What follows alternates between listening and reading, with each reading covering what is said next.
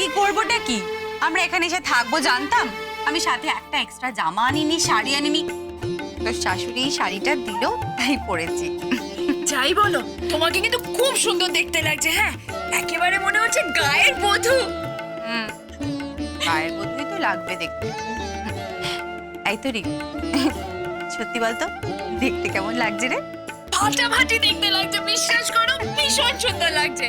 আচ্ছা, মানে কোনে পিসে কোথায় দেখছি না তো?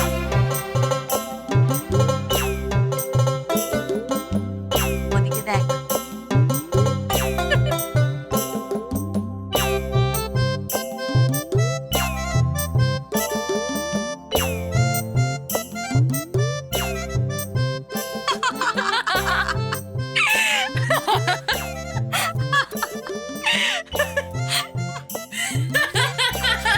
কি হলো রে? হাসিস কেন রে? আরে হাসিস কেন? হাসবো না তো কি করবো? তুমি এটা কি পরেছো? আরে তা বলে হাসিস কেন? এটা তোর শাশুড়ি মা তো দিলেন আমাকে পড়তে। হ্যাঁ জানো, এটা সুমতি দিদার শাড়ি। হ্যাঁ, এই জন্য এরকম তেল চিটে গন্ধ। মাগো, এ তুমি যাই বলো, তোমাকে কিন্তু দেখতে অসাধারণ লাগছে।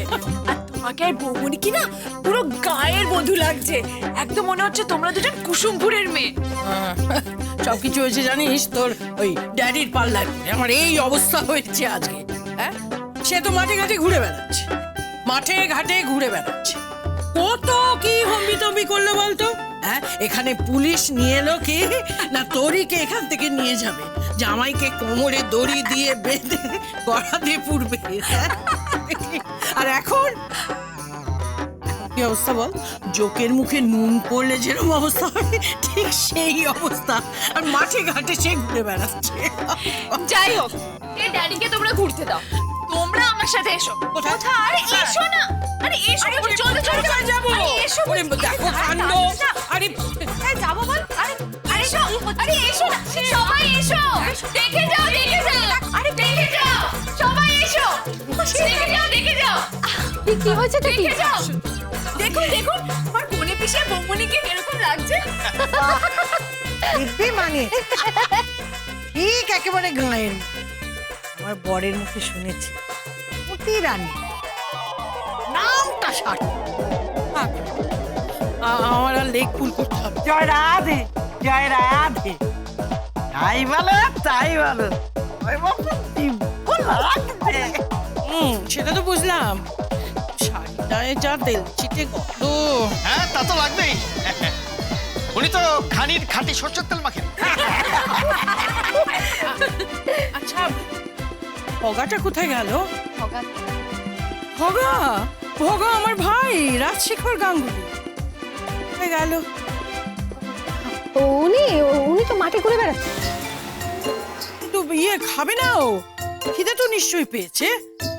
চলুন আপনাদের খাবার দিন। হ্যাঁ, তা কি রেঁধেছো? এই লাউ দিয়ে ডাল, তেতো, ছেঁচড়া, তারপরে আলু ফুলকপির তরকারি।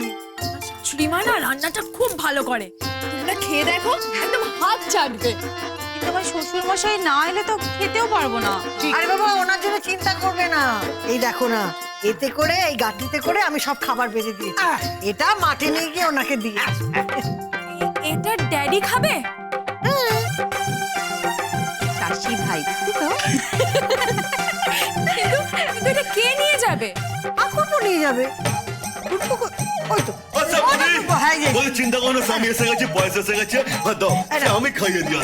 আরে সে আমাদের ঘরের অতিথি, রাজশেখর, মানে আমাদের ভগাদা, সে আমি খাইয়ে আসছি। বলছি যে কোনো ঝামেলা করবে না, কিন্তু একদম উল্টো পাল্টা কথা বলবে না। তুমি ঝামেলা করতে যাবো না।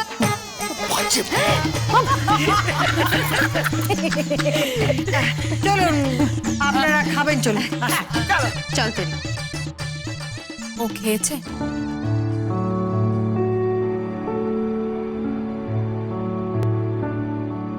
ওকে,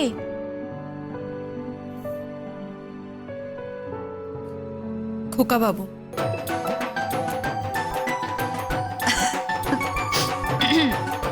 তার কতদিন খোকাবাবু বলে চালাবি? এবার একটু ওগো হ্যাগো এগুলো বলতে শেখো। এবার কৌশল্যা মুখার্জিকে শাশুড়ি মা বলতে শেখো, বুঝেছো? খোকা বাবুকে খোকা বাবু, এদিকে কৌশল্যা মুখার্জি এসব বলে কতদিন চালাবে? না না ঠিক আছে, ওর মুখে আমার কৌশল্যা মুখার্জির নামটা শুনতে বড় ভালো লাগে। তুই ভাবি চল, খোকাবুকে ডাকছি, চল।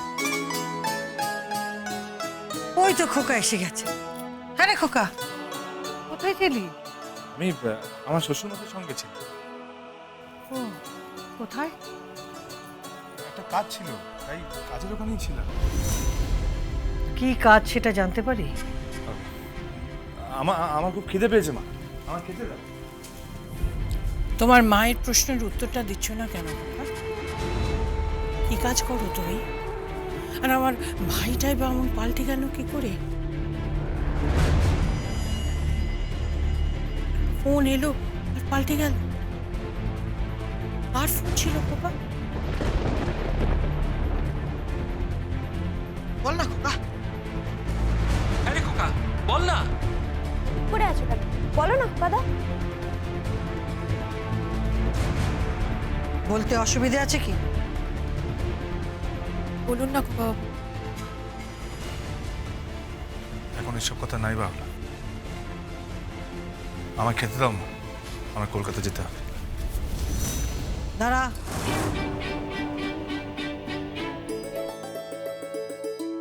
তোমাকে কলকাতা শহরে যেতে হবে সেটা আমি জানি। অনেক টাকা উপার্জন করতে হবে সেটাও জানি। লক্ষ লক্ষ টাকা ওড়াচ্ছ সেটাও জানি। তো আমার বক্তব্য, এত টাকা আসছে কোথা থেকে?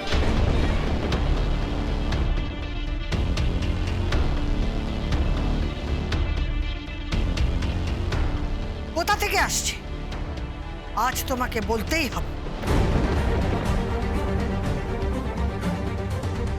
মা এখন এসব প্রসঙ্গ থাক না। থাক না মাসিমা, এখন এইসব আলোচনা নাই বা করলেন। না, আজকে জানতেই হবে, সবার জানা দরকার।